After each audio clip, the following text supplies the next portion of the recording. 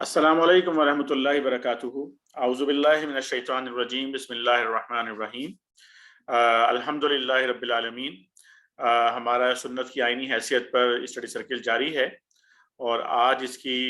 17वीं नशिस्त इंशाल्लाह आज हम लोग करने जा रहे हैं बिइज़्निल्लाहि ताला। इसमें जो इससे पहले हम जो नशिस्तें कर चुके हैं उसमें शुरू से ही हमने इस किताब का मुतालिया किया और मुनकरीन हदीस की जानिब से जो एतराज़ात उठाए गए थे, ख़ुसूसियत के साथ जो सवाल जवाब का एक सिलसिला था जो कि मुनकरीन हदीस के एक अहम नुमाइंदे डॉक्टर अब्दुल वदूद की जानिब से लिखे गए थे और सैयद अबुल आला मौदूदी रहमतुल्लाह अलैह ने उनके जवाबात दिए थे, वो तमाम हमने पढ़ लिए थे। उसके बाद उनका जो आखिरी ख़त था और उसमें बहुत सारे जितने भी नुकात आज तक मुनकरीन हदीस ने उठाए हैं, तकरीबन तमाम ही नुकात का उसमें इहाता हो गया था और हमने उसके दलाइल भी पढ़ लिए थे। उसके बाद दूसरा हिस्सा किताब का हम पढ़ रहे हैं जिसमें मगरबी पाकिस्तान की कोर्ट के एक जज मोहम्मद शफी साहब ने अपने एक फ़ैसले में उन्होंने सुन्नत के हवाले से, हदीस के हवाले से शुकूक का इजहार किया और वही दलाइल उन्होंने इस्तेमाल किए जो मुनकरीन हदीस, मुनकरीन सुन्नत जो इस्तेमाल करते हैं। उस फैसले का हमने फैसला तफसील से पढ़ लिया था। उस फैसले के तमाम मुताल्लिका हिस्सों का मलिक गुलाम अली साहब ने तर्जुमा किया था उर्दू में,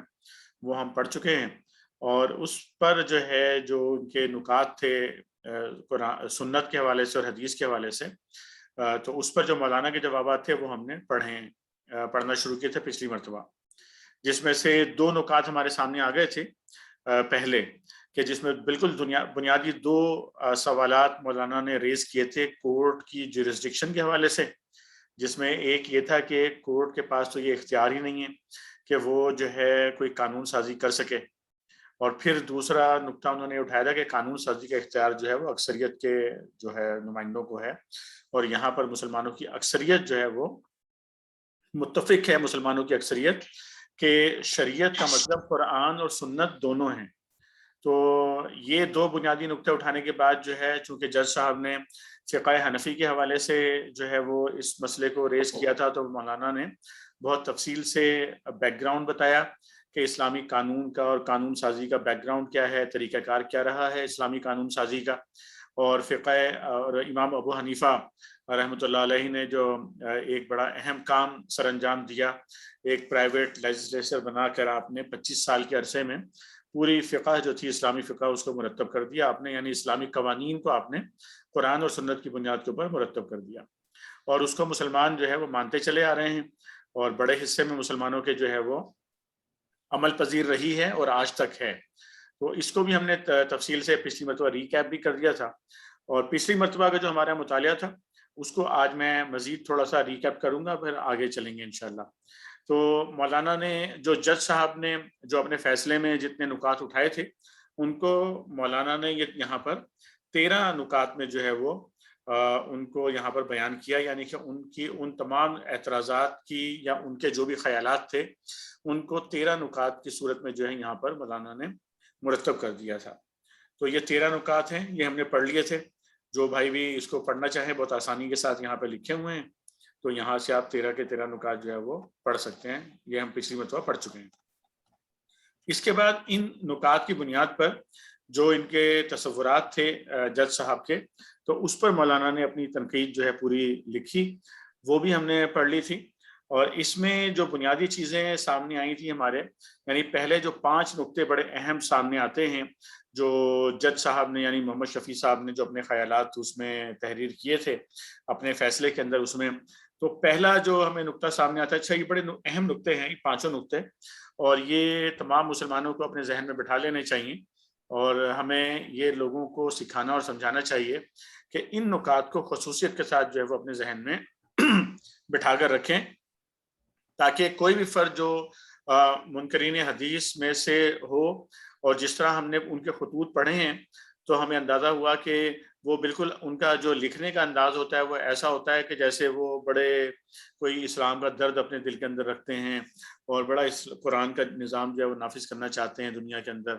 تو اس طرح سے وہ اپنے آپ کو پریزنٹ کرتے ہیں. لیکن جب وہ یہ کہتے ہیں، یعنی یہاں پر بھی اگر آپ جج صاحب کے یہ دیکھیں کہ جج کی نگاہ میں خدا کے قانون سے مراد صرف وہ قانون ہے جو قرآن میں بیان ہوا ہے. سنت جو احکام و ہدایت دیتی ہے انہیں وہ خدا کے قانون میں شمار نہیں کرتے. یعنی کہ وہ کہہ رہے ہیں کہ ہمیں صرف خدا کے قانون کے اوپر، حالانکہ بظاہر ایک عام مسلمان سے آپ یہ بات اگر کہیں تو اس کو بظاہر اس میں کوئی اعتراض نظر نہیں آئے گا کہ اگر کوئی شخص کہے کہ یار خدا کے قانون پہ عمل ہونا چاہیے،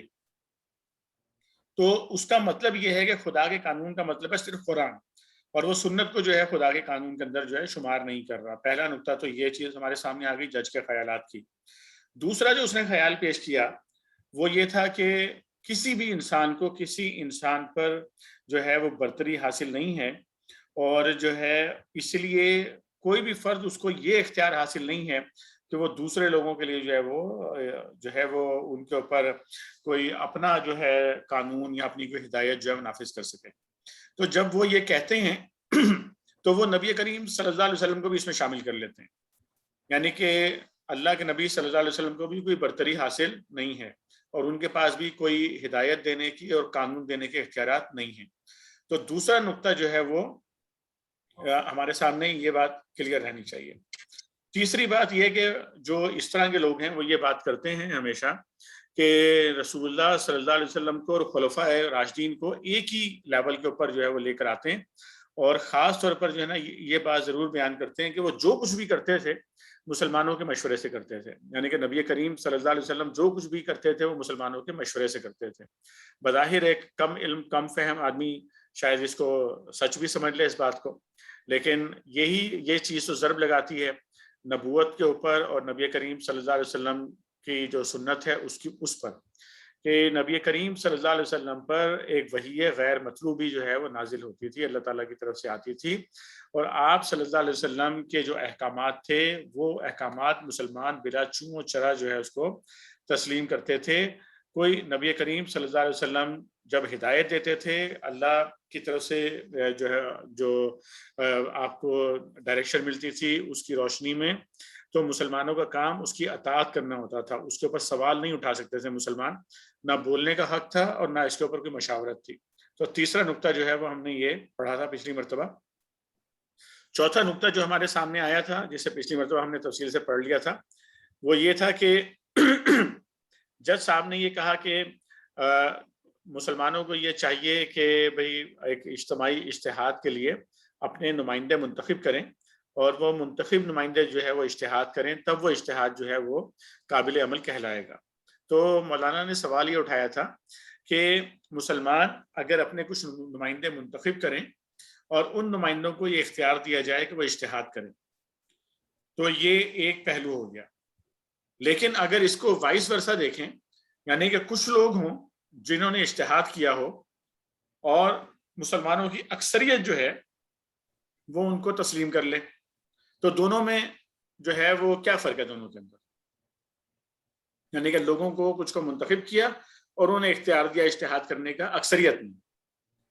اور یا پھر کچھ لوگوں نے اجتہاد کیا اور اکثریت نے ان کو قبول کر لیا اس اجتہاد کو، تو دونوں میں کیا فرق ہے؟ تو اس بنیاد کے اوپر انہوں نے کہا کہ جو اجتہاد ہو چکا، جو قانون جیسے فقہ حنفی کی جو بات ہو رہی تھی کہ جب ایک فقہ بنی ہوئی ہے اور مسلمانوں کی اکثریت جو ہے اس کے اوپر ایک اعتقاد موجود ہے اور اس کے مطابق قوانین چل رہے ہیں، تو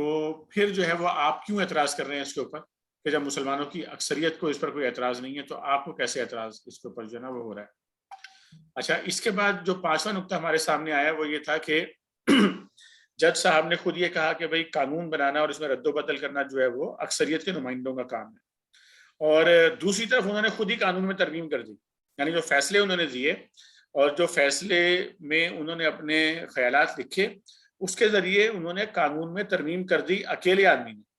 اور ایک طرف وہ کہہ رہا ہے کہ بھئی قانون بنانا اکثریت کا کام ہے. تو یہ پانچواں نقطہ ہمارے سامنے آیا تھا. پھر جو اجتہاد انہوں نے کیے، یعنی جج صاحب نے اپنے جو جو ہے وہ علم جھاڑنے کے لیے انہوں نے جو اجتہاد کیے تھے اس کے جو 3 نمونے ہم نے پچھلی مرتبہ پڑھ لیے تھے. تو پہلا اجتہاد جو تھا ان کا وہ تعدد ازواج کے متعلق تھا، یعنی کہ انہوں نے غلط سلط طریقے سے جو ہے قرآن کی آیات کو پیش کر کے اور ان کا جو ہے غلط طریقے سے انطباق کر کے یہ ثابت کرنے کی کوشش کی کہ ریاست کو یہ اختیار دیا جا سکتا ہے کہ وہ لوگوں کی تعدد ازواج پر پابندی لگا دے. یعنی کہ ریاست کو یہ اختیار دیا جا سکتا ہے کہ وہ لوگوں کو پابند کر دے کہ وہ جو ہے ایک سے زائد شادی نہیں کر سکتے، یا پھر جو ہے وہ ریاست کو یہ اختیار بھی دیا جا سکتا ہے کہ وہ بچوں کی تعداد کے حوالے سے جو ہے وہ ایک پابندی عائد کرتے. تو اس طرح کا بنیادی طور پر تو انہوں نے یہی کام کروانا تھا، اور مولانا نے آخر میں جا کے بات لکھی بھی ہے کہ آج کل کے وہ لوگ کہ جو مغرب کے جو معاشرہ ہے اس سے جو لوگ متاثر ہیں وہ اس کو صحیح ثابت کرنے کے لیے اسلام کے اندر سے جو ہے اس طرح کی باتیں نکالنے کی کوشش کرتے ہیں تاکہ جو ویسٹ کی جو چیز ہے کہ جی وہاں پر ایک سے زائد آپ شادیاں نہیں کر سکتے، لیکن ایک سے زائد ناجائز تعلقات آپ جتنے مرضی جو ہے وہ رکھ سکتے ہیں، تو اس پر کوئی اعتراض نہیں کرتا، لیکن ایک سے زائد نکاح کے اوپر جو ہے وہ اعتراض کرتے ہیں. تو جو انہوں نے اجتہاد کیا تھا اس حوالے سے جج صاحب نے تعدد ازواج کے حوالے سے، اس پر مولانا نے اس کی 5 غلطیاں جو اس کی یہاں پر نکالی اور پھر ان کو قرآن اور حدیث کی روشنی میں اس کا مکمل طور پر جواب دے دیا. کیونکہ پہلا نقطہ انہوں نے جو اٹھایا تھا وہ یہ تھا کہ چونکہ یہ یتیموں کا تذکرہ کیا گیا ہے آیت کے اندر، اس لیے یہ مخصوص ہے کہ صرف یہ اگر تعدد ازواج یعنی ایک سے زائد بیویوں کی اجازت ہے تو وہ یتامہ کے حوالے سے ہی صرف اجازت جو ہے وہ دی جا سکتی ہے. تو اس پر مولانا نے واضح طور پر یہ بیان کیا کہ تعدد ازواج کی اجازت پہلے سے موجود تھی، اور اسلام کا یہ طریقہ کار ہے کہ جو رائج الوقت قوانین چل رہے ہوتے ہیں جن کو موڈیفائی کرنا ہوتا ہے ان کو موڈیفائی کیا جاتا ہے، جن کو تبدیل کرنا ہوتا ہے ان کو تبدیل کیا جاتا ہے، کینسل کرنا ہوتا ہے کینسل کیا جاتا ہے اس کو، اور جس کے بارے میں کچھ نہیں کہا جاتا اس کا مطلب ہے کہ اس قانون کو تسلیم کیا گیا ہے. تو تعدد ازواج کو یعنی ایک سے زائد شادیوں کو اسلام نے تسلیم کیا تھا اور تسلیم کیا ہے. اس آیت نے جو صرف ایک پابندی لگائی ہے وہ اس کی تعداد کی جو ہے لمٹ ہے اس کی، یعنی اس سے پہلے لمٹ نہیں تھی، کوئی فرد 4 5 6 8 10 شادیاں بھی کر سکتا تھا، لیکن اس آیت نے صرف ایک تعداد کے اوپر لمٹ لگائی ہے کہ بیک وقت 4 سے زائد شادیاں، ایک وقت میں 4 سے زائد بیویاں ایک فرد نہیں رکھ سکتا. تو یہ پورا ڈسکشن ہم نے جو ان کی پہلی غلطی تھی وہ ہم نے یہاں پر اس کا پڑھ لیا تھا. پھر دوسری جو انہوں نے جو غلطی کی تھی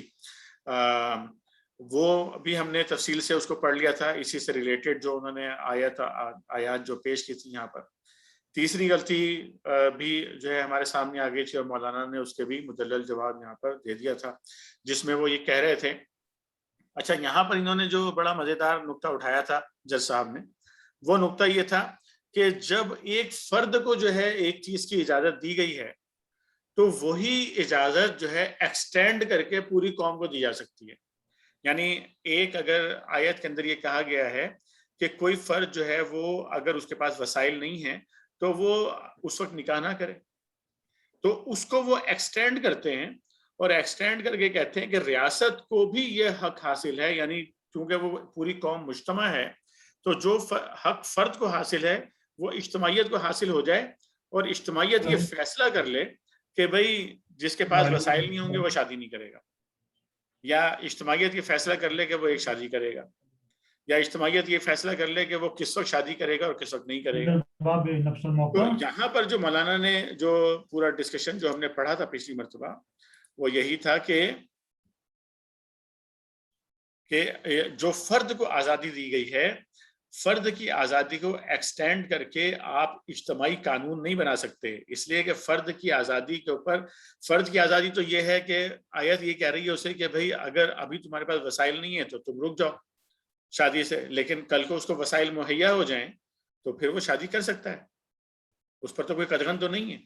اسی طرح تعدد ازواج ہے، یعنی کہ اگر ایک فرد جو ہے وہ ایک جو ہے وہ بیوی جو ہے اس کے ساتھ وہ انصاف کر سکتا ہے تو وہ ایک شادی کرے گا، لیکن اگر وہ محسوس کرتا ہے کہ بھئی اس کو دوسری کی ضرورت ہے یا جو ہے وہ کچھ بہتر طریقے سے دونوں کو ساتھ لے کر چل سکتا ہے تو جو ہے وہ دونوں کو ساتھ رکھے گا. جبکہ جج صاحب نے خود ہی یہ بات مینشن کر دی آگے چل کر کہ بھئی چونکہ ایک طویل عرصے کے تجربے کے بعد یہ بات سامنے آ گئی کہ لوگ جو ہے وہ بیلنسنگ نہیں کر سکتے ہیں بیویوں کے درمیان میں، اور اللہ تعالیٰ نے بھی یہی فرمایا تھا کہ ایسا نہ کرو کہ ایک بیوی کی طرف اس طرح جھک جاؤ کہ دوسری کو لٹکتا چھوڑ دو. تو آج کے زمانے میں ہمیں یہ جو ہے وہ اجتہاد کر لینا چاہیے کہ اس کی بنیاد کے اوپر دوسری شادی یا دوسرے نکاح کے اوپر جو ہے پابندی لگا دی جائے. تو اس کا بھی مولانا نے پورا ڈسکشن کیا ہے یہاں پر کہ بھائی وہ تو اللہ تعالیٰ نے وہاں پر قدغن نہیں لگائی، یہ بتایا ہے کہ فطرت تمہاری یہ ہے کہ جو ہے وہ بیلنسنگ تم نہیں کر سکو گے مکمل طور پر، 100% انصاف نہیں کر سکتا انسان، لیکن اس کو یہ کہا گیا ہے کہ انصاف تو تم مکمل طور پر نہیں کر سکتے، لیکن اتنی ناانصافی نہیں ہونی چاہیے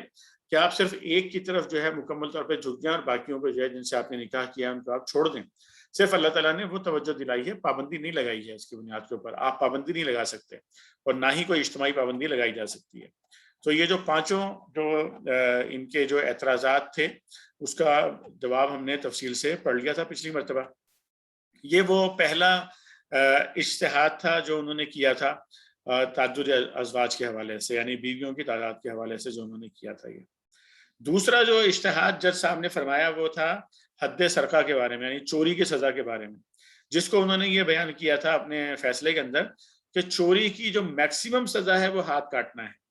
تو اس سے پہلے سزاؤں کے درجے ہو سکتے ہیں. تو ہم نے پڑھ لیا تفصیل کے ساتھ یہاں پر کہ یہ ایسا نہیں ہے کہ چوری کی انتہائی سزا ہاتھ کاٹنا ہے اور اس کے پہلے کوئی درجے ہیں، بلکہ اللہ تعالیٰ نے واضح حکم دیا ہے کہ چور مرد اور چور عورت دونوں کے ہاتھ کاٹ دیے جائیں. تو اس لیے ہاتھ کاٹنا ہی سزا ہے، ہاتھ کاٹنا بھی سزا نہیں ہے صرف. پھر تیسرا اجتہاد جو انہوں نے حضانت کے حوالے سے، یعنی جو بچوں کی کسٹڈی کے حوالے سے جو انہوں نے جو کیا تھا کہ جی بچوں کی کسٹڈی میں انہوں نے یہ مینشن کیا جج صاحب نے کہ جس طرح اگر ایک عورت جو ہے وہ طلاق لے لیتی ہے اپنے شوہر سے تو اور کسی دوسرے فرد سے شادی کر لیتی ہے تو اس کے شادی کرنے کی وجہ سے بچوں کے اوپر سے اگر اس کا حق ساقط ہو جاتا ہے عورت کا اور بچے جو ہے باپ کے پاس چلے جاتے ہیں تو اگر باپ بھی دوسری شادی کر لے تو اس کے اوپر سے بھی حق ساقط ہو جانا چاہیے. تو یہ انہوں نے جو ہے وہ اعتراض اٹھایا تھا جو کہ بالکل شریعت کے خلاف تھا، اور اس پر بھی مولانا نے تفصیلی جواب جو ہے ان کو دے دیا تھا. یہ تینوں جو ان کے اجتہاد تھے جج صاحب کے وہ ہم نے جو ہے پڑھ لیے تھے تفصیل کے ساتھ، اور جن بھائیوں نے اس کو مزید تفصیل سے سننا ہو وہ پچھلا جو ہمارا ریکارڈ ہے اس میں سے جا کے وہاں سے سن لیں. آج اب ہم اس سے آگے چلیں گے پڑھنے کے لیے. حامد قیوم بھائی سے میں درخواست کروں گا کہ آپ آغاز کریں. بسم اللہ الرحمن الرحیم. سنت کے متعلق فاضل جج کا نقطہ نظر. یہ انداز بحث محض اتفاقی نہیں ہے بلکہ پیراگراف 21 سے جو بحث شروع ہوتی ہے اس کو پڑھ کر معلوم ہو جاتا ہے کہ یہ فاضل جج کی سوچی سمجھی رائے کا نتیجہ ہے. یہ چونکہ ان کے فیصلے کا اہم ترین حصہ ہے اس لیے ہم اس کے ایک ایک نقطے کو نمبر وار نقل کر کے ساتھ ساتھ اس پر تنقید کرتے چلے جائیں گے تاکہ ہر نقطے کی بحث صاف ہوتی چلی جائے. سنت کے بارے میں امت کا رویہ. وہ فرماتے ہیں کہ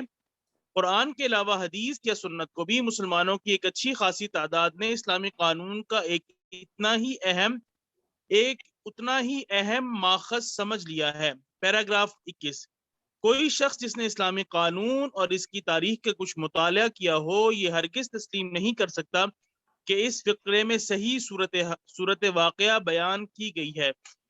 صحیح صورت واقعہ یہ ہے کہ عہد رسالت سے لے کر آج تک پوری امت تمام دنیا اسلام میں سنت رسول صلی اللہ علیہ وآلہ وسلم کو قرآن کے بعد قانوناً بنیادی ماخذ اور حدیث کو سنت کا معلوم کرنے کا اور حدیث کو سنت کے معلوم کرنے کا ذریعہ مانتی چلی آ رہی ہے اور آج بھی مان رہی ہے.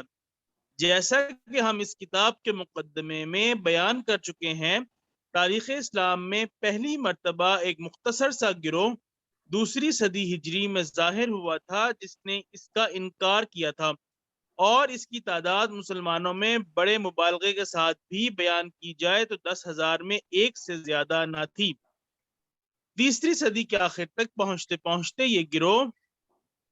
ناپید ہو گیا، کیونکہ سنت کے ماخذ قانون ہونے کے حق میں ایسے مضبوط علمی دلائل و شواہد موجود تھے کہ اس گمراہانہ خیال کا زیادہ دیر تک ٹھہرنا ممکن نہ تھا۔ پھر 9 صدیوں تک دنیائے اسلام اس طرح کے کسی گروہ کے وجود سے بالکل خالی رہی، حتیٰ کہ اسلامی تاریخ میں کسی ایک شخص کا ذکر بھی نہیں ملتا جس نے یہ خیال ظاہر کیا ہو۔ اب اس طرز خیال کے لوگ اثر نو پچھلی صدی سے ظاہر ہونا شروع ہوئے ہیں، لیکن اگر دیکھا جائے کہ ایسے افراد کے پیرو دنیائے اسلام میں کتنے ہیں تو ان کا اوسط 1,00,000 میں ایک سے زیادہ نہ نکلے گا۔ کیا اس امر واقعہ کو ان الفاظ میں بیان کرنا کہ مسلمانوں کی اچھی خاصی تعداد نے سنت کو ماخذ قانون سمجھ لیا ہے حقیقت کی صحیح ترجمانی ہے؟ اس کے بجائے یہ کہنا صحیح تر ہوگا کہ مسلمانوں کی ایک بالکل ناقابل لحاظ تعداد سنت کے ماخذ ہونے سے انکار کرنے لگی ہے۔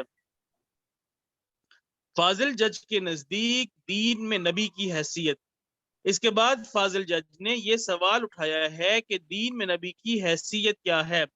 اس سوال پر بحث کرتے ہوئے وہ فرماتے ہیں، اسلامی قانون کا ماخذ ہونے کی حیثیت سے حدیث کی قدر و قیمت کیا ہے، اس کو پوری طرح سمجھ لینے کے لیے ہمیں یہ معلوم کرنا چاہیے کہ اسلامی دنیا میں رسول پاک صلی اللہ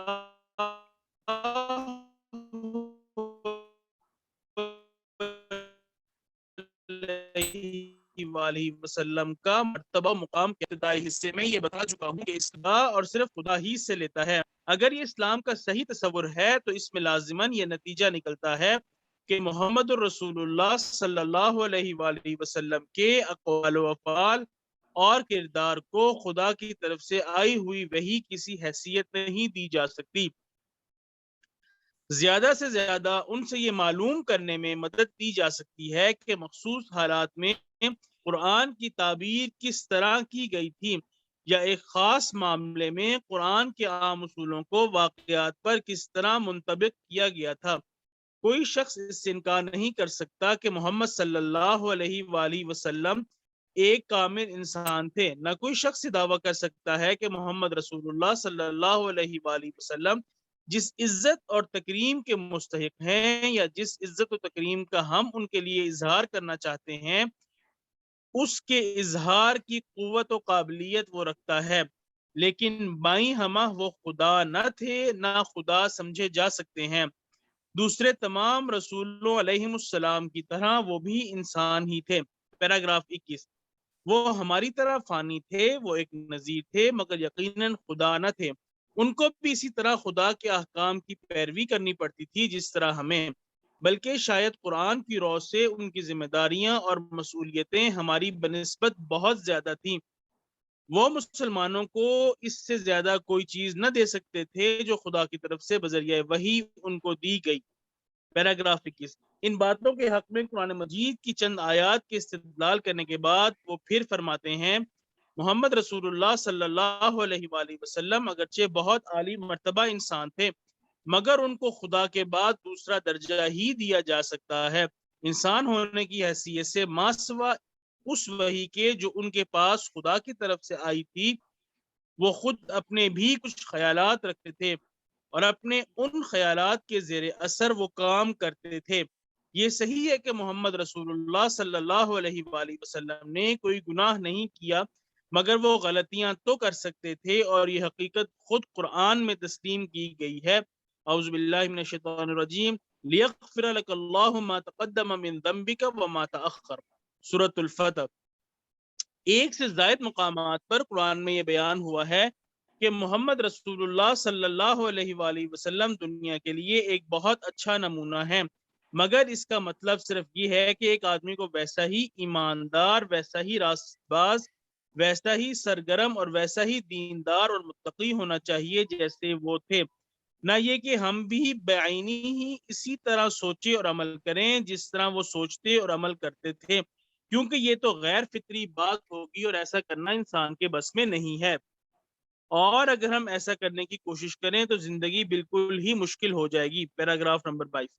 یہ بھی صحیح ہے کہ قرآن پاک اس کی تاکید کرتا ہے کہ محمد رسول اللہ صلی اللہ علیہ وآلہ وسلم کی اطاعت کی جائے،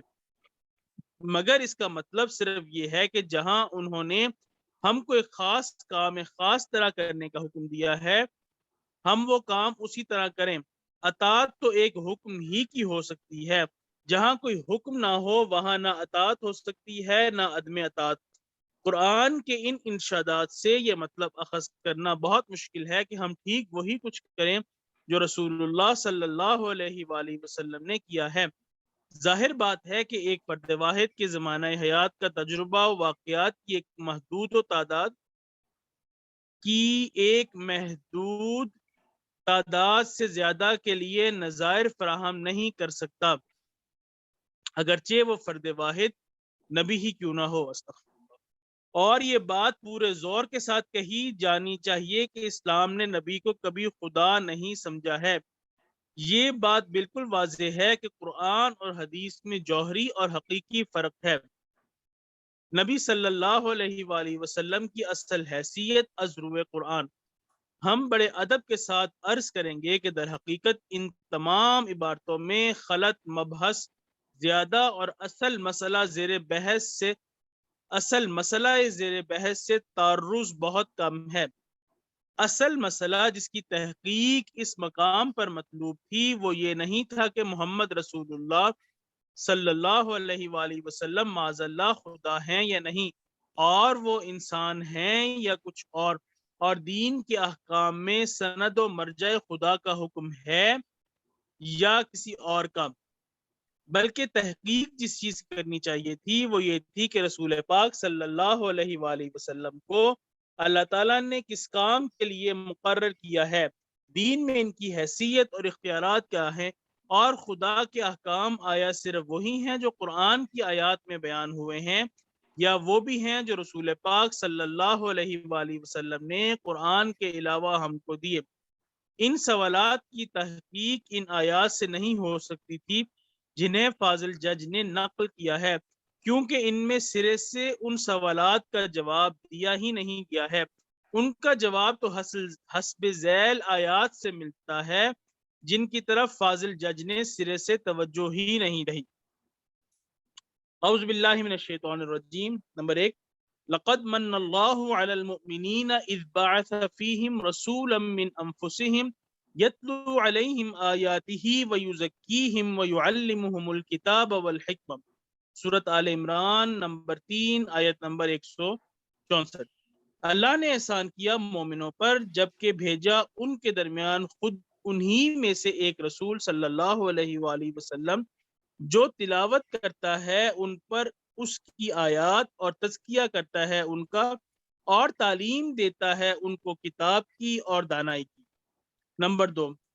وَأَنزَلْنَا إِلَيْكَ الذِّكْرَ لِتُبَيِّنَ لِلنَّاسِ مَا نُزِّلَ إِلَيْهِمْ۔ سورۃ النحل سورۃ نمبر 16 آیت نمبر 44۔ اور ہم نے یہ ذکر یعنی قرآن نازل کیا ہے تیری طرف تاکہ تو تشریح کر دے لوگوں کے لیے اس کتاب کی جو ان کی طرف نازل کی گئی ہے۔ نمبر 3 آیت نمبر 3، یأمرہم بالمعروف وینہاہم عن المنکر ویحل لہم الطیبات ویحرم علیہم الخبائث۔ سورۃ الاعراف سورۃ نمبر 7 آیت نمبر 157۔ وہ نبی صلی اللہ علیہ وآلہ وسلم حکم دیتا ہے ان کو نیکی کا اور منع کرتا ہے ان کو برائی سے، اور حلال کرتا ہے ان کے لیے پاک چیزیں اور حرام کرتا ہے ان کے لیے ناپاک چیزیں۔ آیت نمبر 4، وما آتاکم الرسول فخذوہ وما نہاکم عنہ فانتہوا۔ سورۃ الحشر سورۃ نمبر 59 آیت نمبر 7۔ وہ جو کچھ رسول تمہیں دے اس سے لے لو اور جس چیز سے روک دے اس سے رک جاؤ۔ نمبر 5، وما ارسلنا من رسول الا لیطاع باذن اللہ۔ سورۃ النساء سورۃ نمبر 4 آیت نمبر 64۔ اور ہم نے کوئی رسول بھی نہیں بھیجا مگر اس لیے کہ اس کی اطاعت کی جائے اللہ کے اذن سے۔ آیت نمبر 6، من یطع الرسول فقد اطاع اللہ۔ سورۃ النساء سورۃ نمبر 4 آیت نمبر 80۔ جس نے رسول کی اطاعت کی اس نے اللہ کی اطاعت کی۔ نمبر 7، وَإِن تُطِيعُوهُ تَهْتَدُوا، سورۃ النور، سورۃ 24 آیت 54۔ اور اگر تم رسول اللہ صلی اللہ علیہ وآلہ وسلم کی اطاعت کرو گے تو ہدایت پاؤ گے۔ نمبر 8،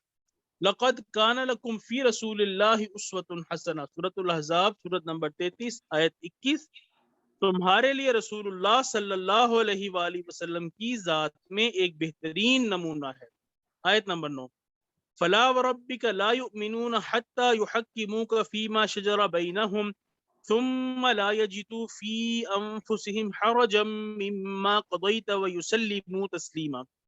سورۃ النساء، سورۃ نمبر 4 آیت نمبر 65۔ پس نہیں، تیرے رب کی قسم، وہ ہرگز مومن نہیں ہوں گے جب تک تجھے اس معاملے میں فیصلہ کرنے والے نہ مان لیں جس میں ان کے درمیان اختلاف ہے، پھر جو فیصلہ تو کرے اس پر اپنے دل میں کوئی تنگی تک محسوس نہ کریں اور اسے سر بسر تسلیم کر لیں۔ آیت نمبر 10، یا ایہا الذین آمنوا اطیعوا اللہ واطیعوا الرسول واولی الامر منکم فإن تنازعتم في شيء فردوه إلى الله والرسول إن كنتم تؤمنون بالله واليوم الآخر، سورۃ النساء، سورۃ نمبر 4 آیت نمبر 59۔ اے لوگو جو ایمان لائے ہو، اطاعت کرو اللہ کی اور اطاعت کرو رسول صلی اللہ علیہ وآلہ وسلم کی اور ان لوگوں کی جو تم میں سے اولی الامر ہوں۔ پھر اگر تمہارے درمیان کسی معاملے میں نزاع ہو جائے تو پھیر دو اس کو اللہ اور رسول صلی اللہ علیہ وآلہ وسلم کی طرف، اگر تم ایمان رکھتے ہو اللہ اور روز آخرت پر۔ آیت نمبر 11، قل ان کنتم تحبون اللہ فاتبعونی یحببکم اللہ، سورۃ آل عمران، سورۃ نمبر 3 آیت نمبر 31۔ اے نبی صلی اللہ علیہ وآلہ وسلم، ان سے کہہ دو اگر تم اللہ سے محبت رکھتے ہو تو میری پیروی کرو، اللہ تم سے محبت رکھے گا۔ ان 11 آیات کو اگر ملا کر پڑھا جائے تو دین اسلام میں رسول پاک صلی اللہ علیہ وآلہ وسلم کی حقیقی حیثیت بالکل قطعی اور واضح طور پر ہمارے سامنے آ جاتی ہے۔ بلا شبہ وہ خدا تو نہیں ہے، انسان ہی ہیں، مگر وہ ایسے انسان ہیں جن کو خدا نے اپنا نمائندہ مجاز بنا کر بھیجا ہے۔ خدا کے احکام براہ راست ہمارے پاس نہیں آئے بلکہ ان کے واسطے سے آئے ہیں۔ وہ محض اس لیے مقرر نہیں کیے گئے کہ خدا کی کتاب کی آیات جو ان پر نازل ہوں بس وہ پڑھ کر ہمیں سنا دے، بلکہ ان کے تقرر کا مقصد یہ ہے کہ وہ کتاب کی تشریح کریں، ایک مربی کی حیثیت سے ہمارے افراد اور معاشرے کا تزکیہ کریں۔ اور اچھا، یہ پہلے اس کا یہ پڑھ لیں، تزکیہ کا حاشیہ نمبر 1۔ تزکیہ کے معنی برائیوں سے پاک کرنا اور بھلائیوں کو نشو و نما دینا ہے۔ اس لفظ میں آپ یہ معنی بھی متضمن ہے کہ تزکیہ کرنے والا ہی ان برائیوں کو مشخص کرے گا جن سے افراد اور معاشرے کو پاک کرنا ہے، اور ان بھلائیوں کا تعین کرے گا جنہیں افراد اور معاشرے میں نشو و نما دینا ہے۔ ایک مربی کی حیثیت سے ہمارے افراد اور معاشرے کا تزکیہ کریں اور ہمیں کتاب اللہ کی اور دانائی کی تعلیم دیں۔ آیت نمبر 3 تصریح کرتی ہے کہ ان کو تشریعی اختیارات لیجسلیچر پاورز بھی اللہ تعالیٰ نے تفویض کیے ہیں، اور اس میں کوئی قید ان کے اختیارات کو صرف قرآنی احکام کی تشریح تک محدود کرنے والی نہیں ہے۔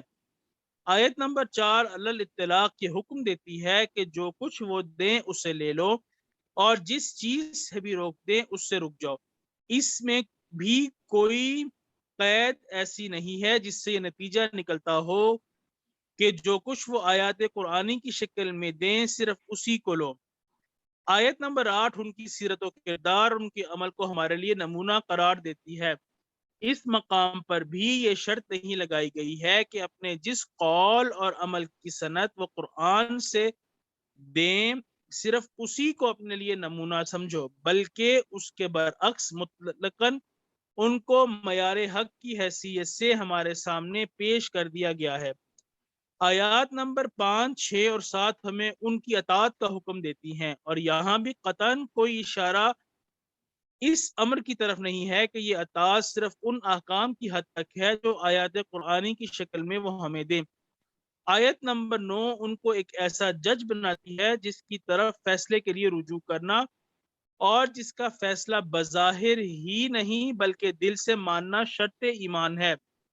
یہ وہ حیثیت ہے جو دنیا کی کسی عدالت اور کسی جج کو بھی حاصل نہیں ہے۔ آیت نمبر 10 ان کی حیثیت کو مسلمانوں کے تمام دوسرے اولی الامر کی حیثیت سے الگ کر دیتی ہے۔ اولی الامر جن میں صدر ریاست، اس کے وزراء، اس کے اہل شورا، اس کی حکومت کے جملہ منتظمین اور عدلیہ کے حکام سب شامل ہیں، اطاعت کے لحاظ سے تیسرے نمبر پر آتے ہیں اور اللہ کی اطاعت پہلے نمبر پہ ہے۔ ان دونوں کے درمیان رسول اللہ صلی اللہ علیہ وآلہ وسلم کا مقام ہے اور اس مقام پر رسول اللہ صلی اللہ علیہ وآلہ وسلم کی حیثیت یہ ہے کہ اولی الامر سے تو مسلمانوں کی نزاع ہو سکی ہے مگر رسول اللہ صلی اللہ علیہ وآلہ وسلم سے نہیں ہو سکتی، بلکہ ہر نزاع جو پیدا ہو اس میں فیصلے کے لیے رجوع اللہ اور اس کے رسول صلی اللہ علیہ وآلہ وسلم کی طرف کیا جائے گا۔ اس پوزیشن کو تسلیم کرنا بھی شرط ایمان قرار دیا گیا ہے، جیسا کہ آیت کے آخری الفاظ ان کنتم تؤمنون باللہ والیوم الآخر سے صاف ظاہر ہوتا ہے۔ پھر آخری آیت اللہ کی محبت کا ایک ہی تقاضا اور اس کی محبت حاصل ہونے کا ایک ہی راستہ بتاتی ہے، اور وہ یہ ہے کہ آدمی اللہ کے رسول صلی اللہ علیہ وآلہ وسلم کا اتباع کرے۔ یہ ہے دین اسلام میں رسول اللہ صلی اللہ علیہ وآلہ وسلم کی اصل حیثیت، جسے قرآن اتنی وضاحت کے ساتھ پیش کرتا ہے۔ کیا اس کو ملاحظہ فرمانے کے بعد فاضل جج اپنی اس رائے پر نظر ثانی فرمائیں گے جو انہوں نے پیراگراف نمبر 21 میں بیان کی ہے؟ کیا دونوں تصویروں کو بالمقابل رکھ کر یہ صاف نظر نہیں آتا کہ انہوں نے رسول پاک صلی اللہ علیہ وآلہ وسلم کی حیثیت کا تخمینہ حضور صلی اللہ علیہ وآلہ وسلم کی اصل حیثیت سے بہت کم بلکہ بنیادی طور پر مختلف لگایا ہے؟ کیا وہی صرف قرآن تک محدود ہے؟ فاضل جج کا یہ ارشاد لفظاً بالکل صحیح ہے کہ رسول کریم صلی اللہ علیہ وآلہ وسلم مسلمانوں کو اس سے زیادہ کوئی چیز نہ دے سکتے تھے جو خدا کی طرف سے بذریعہ وحی ان کو دی گئی تھی، مگر سوال یہ پیدا ہوتا ہے اور یہ سوال بڑا اہم ہے کہ عام محترم کے نزدیک حضور صلی اللہ علیہ وآلہ وسلم پر آیا صرف وہی آتی تھی جو قرآن میں درج ہے، یا اس کے علاوہ بھی آپ صلی اللہ علیہ وآلہ وسلم کو وحی کے ذریعے سے ہدایات ملتی تھیں؟ اگر پہلی بات ہے تو اس کی صحت قابل تسلیم نہیں ہے۔ قرآن میں کہیں یہ نہیں کہا گیا کہ نبی پر کتاب اللہ کی آیات کے سوا اور کوئی وحی نہیں آتی، بلکہ اس کے برعکس اس سے یہ ثابت ہوتا ہے کہ آیات کتاب کے علاوہ بھی نبی صلی اللہ علیہ وآلہ وسلم کو خدا کے سوا سے ہدایات ملتی ہیں، اور اگر دوسری بات ہے تو قرآن کے ساتھ سنت کو بھی ماخذ قانون ماننے کے سوا چارہ نہیں ہے، کیونکہ وہ بھی اسی خدا کی طرف سے ہے جس کی طرف سے قرآن نازل ہوا ہے۔ کیا حضور صلی اللہ علیہ وآلہ وسلم اپنے خیالات کی پیروی کے لیے آزاد تھے؟ پھر فاضل موصوف کا یہ ارشاد شدت کے ساتھ نظر ثانی کا محتاج ہے کہ رسول اللہ صلی اللہ علیہ وآلہ وسلم ما سوا اس وحی کے جو ان کے پاس خدا کی طرف سے آئی تھی خود اپنے بھی کچھ خیالات رکھتے تھے اور ان خیالات کے زیر اثر کام کرتے تھے۔ یہ بات نہ قرآن سے مطابقت رکھتی ہے اور نہ عقل اس کو باور کر سکتی ہے۔ قرآن مجید بار بار اس امر کی صراحت کرتا ہے کہ رسول صلی اللہ علیہ رسول ہونے کی حیثیت سے جو فرائض حضور صلی اللہ علیہ وآلہ وسلم پر عائد کیے گئے تھے اور جو خدمات آپ صلی اللہ علیہ وآلہ وسلم کے سپرد کی گئی تھیں، ان کی انجام دہی میں آپ صلی اللہ علیہ وآلہ وسلم اپنے ذاتی خیالات و خواہشات کے مطابق کام کرنے کے لیے آزاد نہیں چھوڑ دیے گئے تھے، بلکہ آپ صلی اللہ علیہ وآلہ وسلم وحی کی رہنمائی کے پابند تھے۔ ان اتبع الا ما یوحى الی، سورۃ الانعام سورۃ 6 آیت 50، قل انما اتبع ما یوحى الی من ربی، سورۃ الاعراف سورۃ نمبر 7 آیت 203،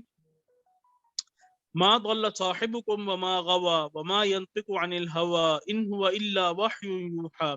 سورۃ النجم سورۃ نمبر 53 آیت 2 سے 4. رہی عقل تو وہ کسی طرح یہ نہیں مان سکتی کہ ایک شخص کو خدا کی طرف سے رسول بھی مقرر کیا جائے اور پھر اسے رسالت کے کام اپنی خواہشات اور رجحانات اور ذاتی آراء کے مطابق انجام دینے کے لیے آزاد بھی چھوڑ دیا جائے. ایک معمولی حکومت بھی اگر کسی شخص کو کسی علاقے میں وائسرائے یا گورنر یا کسی ملک میں اپنا سفیر مقرر کرتی ہے تو وہ اسے اپنی سرکاری ڈیوٹی انجام دینے میں خود اپنی مرضی سے کوئی پالیسی بنا لیں اور اپنے ذاتی خیالات کی بنا پر بولنے اور کام کرنے کے لیے آزاد نہیں چھوڑ دیتی. اتنی بڑی ذمہ داری کا منصب دینے کے بعد اس کو سختی کے ساتھ حکومت بالادست کی پالیسی اور اس کی ہدایات کا پابند کیا جاتا ہے. اس کی سخت نگرانی کی جاتی ہے کہ وہ کوئی کام سرکاری پالیسی اور ہدایات کے خلاف نہ کر پائے.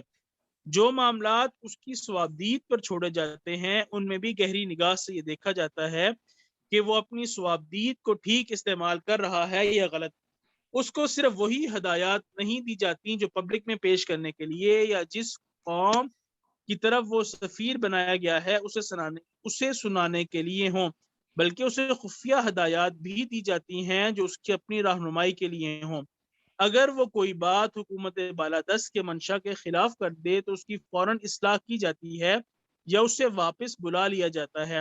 دنیا اس کے اقوال و فعل کے لیے اس حکومت کو ذمہ دار ٹھہراتی ہے جس کی وہ نمائندگی کر رہا ہے اور اس کے قول و فعل کے متعلق لازماً یہی سمجھا جاتا ہے کہ اسے اس کی مقرر کرنے والی حکومت کی منظوری حاصل ہے یا کم از کم یہ کہ حکومت اس کو ناپسند نہیں کرتی. حد یہ ہے کہ اس کی پرائیویٹ زندگی تک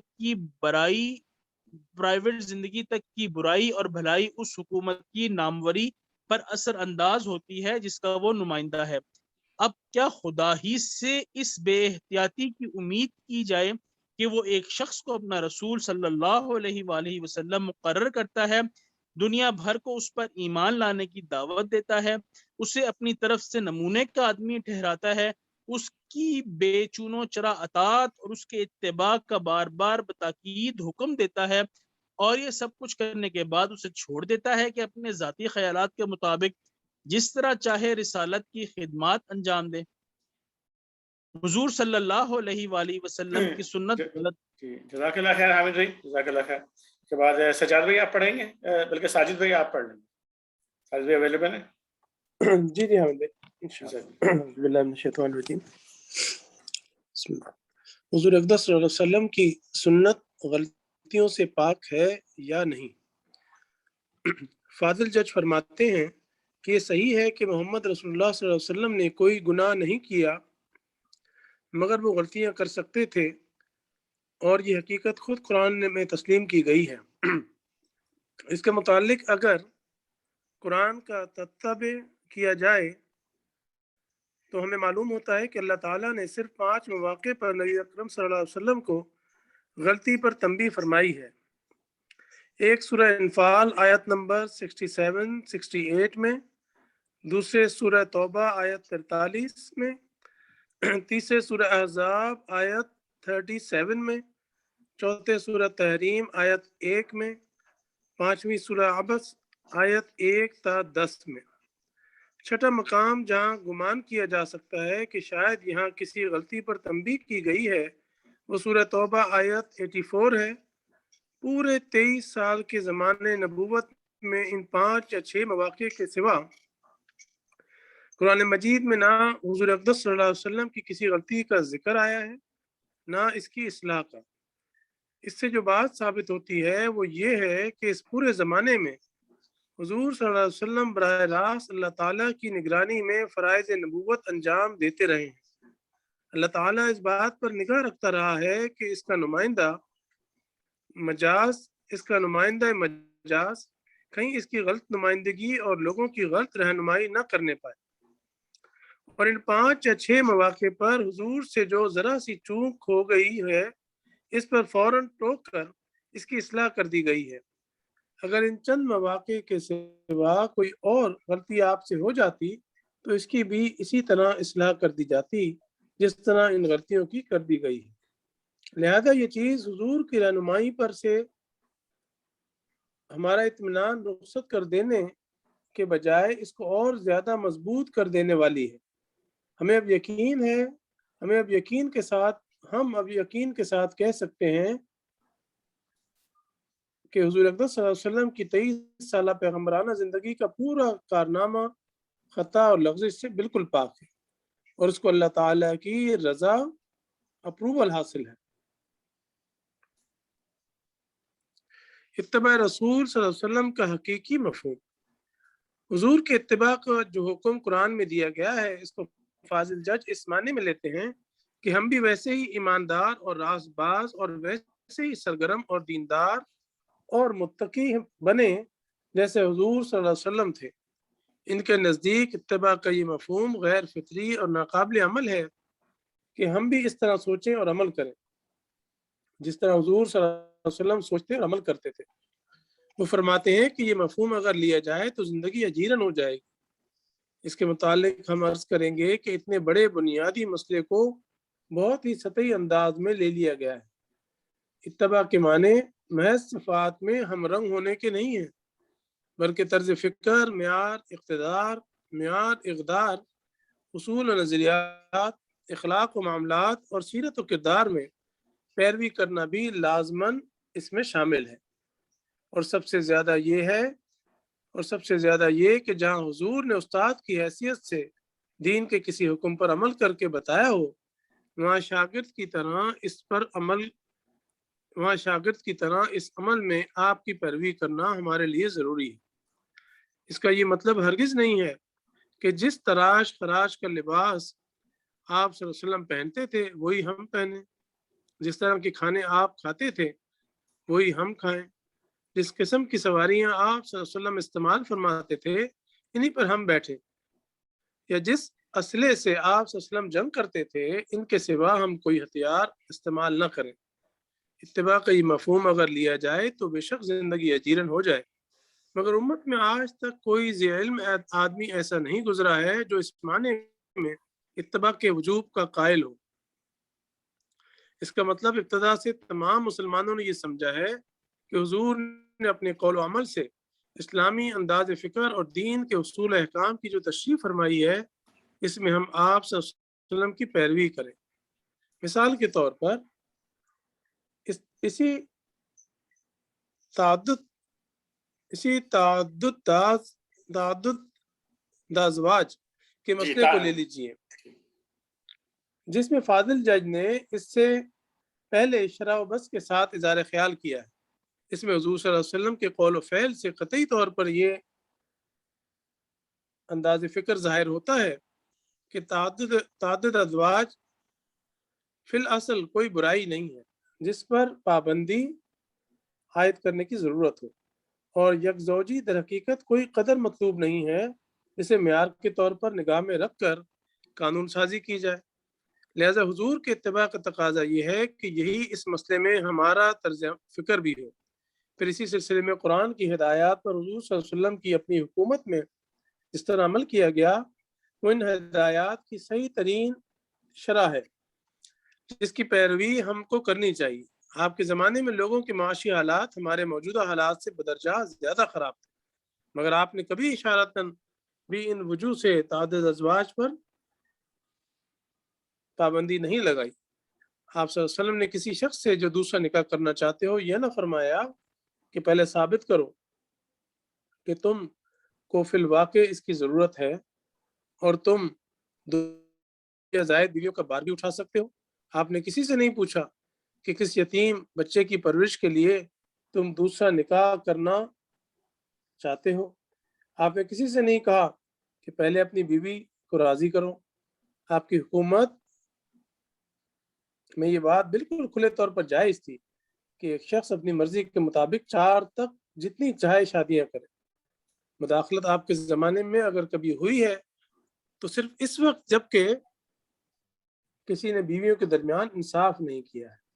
अब अगर हम रसूल पाक सल्लल्लाहु अलैहि वसल्लम के मुत्तबे हैं तो हमारा काम ये नहीं होना चाहिए कि 2-3 आयतें लेकर खुद इज्तिहाद करने बैठ जाए। بلکہ ہمیں لازماً یہ بھی دیکھنا چاہیے کہ جس رسول پر یہ آیتیں نازل ہوئی تھیں اس نے ان کا منشا کیا سمجھا تھا اور اسے کس طرح عمل کا جامع پہنایا تھا۔ کہ حضور صلی اللہ علیہ وسلم کی رہنمائی صرف اپنے زمانے کے لیے تھی؟ فاضل جج کا ارشاد ہے کہ زیادہ سے زیادہ جو فائدہ حضور صلی اللہ علیہ وسلم کے اقوال و افعال اور کردار سے اٹھایا جا سکتا ہے وہ صرف یہ ہے کہ ان سے یہ معلوم کرنے میں مدد لی جا سکتی ہے کہ مخصوص حالات میں قرآن کی تعبیر کس طرح کی گئی تھی، یہ ایک خاص معاملے میں قرآن کے عام اصولوں کو کس طرح منطبق کر دیا گیا تھا۔ یہ ارشاد پڑھنے والے کو یہ تاثر دیتا ہے کہ موصوف کے نزدیک حضور کی رہنمائی دنیا بھر کے لیے اور ہمیشہ کے لیے نہیں تھی بلکہ اپنے زمانے کی ایک مخصوص سوسائٹی کے لیے تھی۔ یہی تاثر ان کے یہ الفاظ بھی دیتے ہیں کہ ایک فرد واحد کے زمانے حیات کا تجربہ واقعات کی ایک محدود تعداد سے زیادہ کے لیے نظائر فراہم نہیں کر سکتا۔ اس مسئلے پر چونکہ انہوں نے اپنا نقطہ نظر پوری طرح واضح نہیں کیا ہے اس لیے اس پر مفصل بحث تو نہیں کی جا سکتی، لیکن مجملاً جو تاثر ان کو یہ الفاظ دے رہے ہیں ان کے یہ الفاظ دے رہے ہیں اس کے بارے میں چند کلمات عرض کرنا ہم ضروری سمجھتے ہیں۔ قرآن مجید اس بات پر شاہد ہے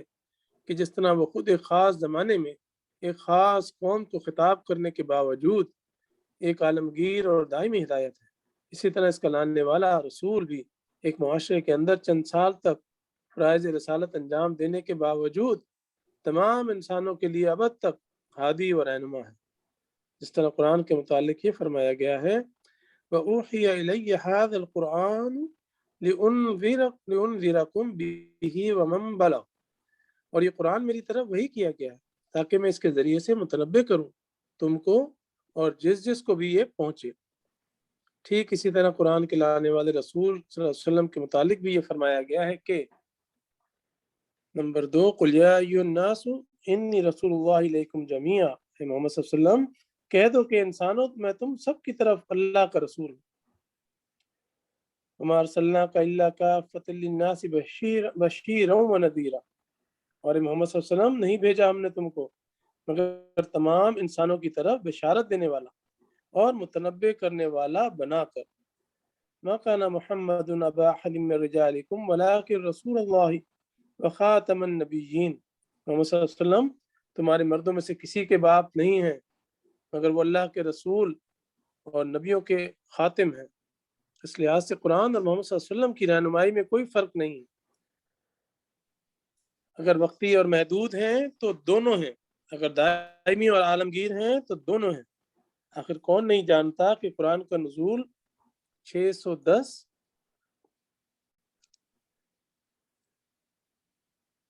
عیسوی سن 610 میں سن 610 میں شروع ہوا تھا اور 632 میں اس کا سلسلہ ختم ہو گیا۔ آخر کس سے یہ بات چھپی ہوئی ہے کہ اس قرآن کے مخاطب اس زمانے کے اہل عرب تھے اور انہی کے حالات کو سامنے رکھ کر اس میں ہدایات دی گئی ہیں۔ سوال یہ ہے کہ پھر کس بنا پر ہم نے ان ہدایات کو ہمیشہ کے لیے اور تمام انسانوں کے لیے رہنمائی کا سرچشمہ مانتے ہیں؟ جو جواب اس سوال کا ہے بائن وہی جواب اس سوال کا بھی ہے کہ ایک فرد واحد کی پیغمبرانہ زندگی جو 7ویں صدی عیسوی میں صرف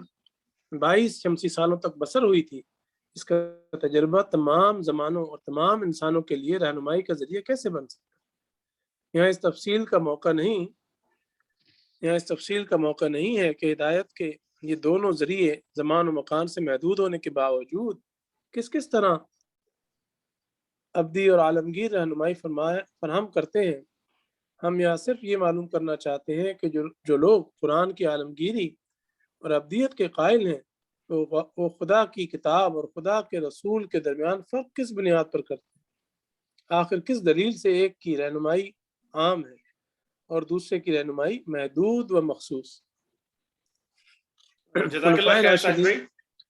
جزاک اللہ خیر۔ یہیں پہ انشاءاللہ آج کی نشست کو ہم جو ہے وہ روکیں گے ابھی، اور اگلی نشست میں پھر یہیں سے انشاءاللہ جو ہے نا وہ، بلکہ ایسا کر لیں کہ یہ والا ایک پڑھ لیں اس کو، تاکہ یہ ایک نقطہ رہ گیا ہے صرف اس کا، اس کو ایک نقطہ کو پڑھ لیجیے انشاءاللہ۔ خلفائے راشدین کے اتباع سنت کی وجہ۔ اس اصولی بحث کے بعد پیراگراف 24 میں فاضل جج یہ سوال اٹھاتے ہیں کہ خلفائے راشدین نے اگر اپنے دور حکومت میں سنت کا اتباع کیا بھی ہے تو اس کی وجہ کیا ہے؟ اس کے متعلق وہ فرماتے ہیں کوئی معتبر شہادت ایسی نہیں ہے جس سے معلوم ہو کہ محمد رسول اللہ صلی اللہ علیہ وسلم کے بعد جو 4 خلیفہ ہوئے وہ ان کے اقوال، افعال اور کردار کو کیا اہمیت دیتے تھے۔ لیکن اگر کسی بحث کی خاطر یہ مان بھی لیا جائے کہ وہ افراد کے معاملات اور قومی اہمیت رکھنے والے مسائل کا فیصلہ کرنے میں بڑے وسیع پیمانے پر حدیث کو استعمال کرتے تھے تو ایسا کرنے میں حق بجانب تھے، کیونکہ وہ ہماری بنسبت بلحاظ زمانہ بھی اور بلحاظ مقام بھی محمد صلی اللہ علیہ وسلم سے قریب تر تھے۔ ہم عرض کرتے ہیں کہ زمانہ گزشتہ کے کسی واقعے کے متعلق جو شہادت زیادہ سے زیادہ معتبر ہونی ممکن ہے، اتنی معتبر شہادت اس امر کی موجود ہے کہ چاروں خلفائے راشدین سختی کے ساتھ سنت رسول کی پابندی کرتے تھے، اور اس کی وجہ یہ نہیں تھی کہ ان کے زمانے کے حالات حضور کے زمانے کے حالات سے مشابہ تھے، بلکہ اس کی وجہ یہ تھی کہ قرآن کے بعد ان کے نزدیک اسلامی قانون کا آئینی مرجع سنت تھی، جس سے تجاوز کرنے کا وہ اپنے آپ کو قطعاً مجاز نہ سمجھتے تھے۔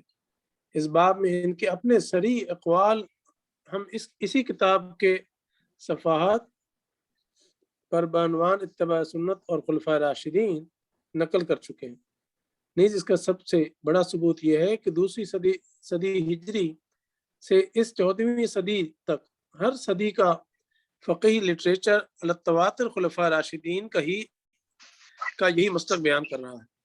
موجودہ زمانے میں بعض لوگ ان کے سنت سے تجاوز کی جو نظیریں پیش کر رہے ہیں، ان میں سے ایک بھی فی الحقیقت اس بات کی نظیر نہیں ہے کہ کسی خلیفہ راشد نے کبھی عملاً سنت سے تجاوز کیا ہے یا اصولاً اپنے آپ کو ایسے تجاوز کا مجاز سمجھا ہے۔ ان میں سے بعض نظائر کی حقیقت بھی ہم اسی کتاب کے صفحات پر ظاہر کر چکے ہیں۔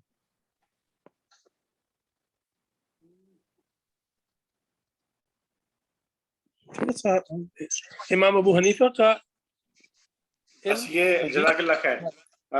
یہیں تک انشاءاللہ اس کو رکھیں گے آج کے مطالعے کو، اور اس سے آگے انشاءاللہ چلیں گے امام ابو حنیفہ کا علم حدیث اور اتباع سنت کے حوالے سے جو انہوں نے سوالات اٹھائے تھے، وہ اگلی نشست میں انشاءاللہ ہم جو ہے وہ اس کو پڑھیں گے اور ڈسکس کریں گے۔ آج جو ہم نے مطالعہ کیا ہے اس حوالے سے کوئی سوال ہے یا کوئی نقطہ کوئی بھائی بیان کرنا چاہتے ہیں تو کر سکتے ہیں 1-2 منٹ میں۔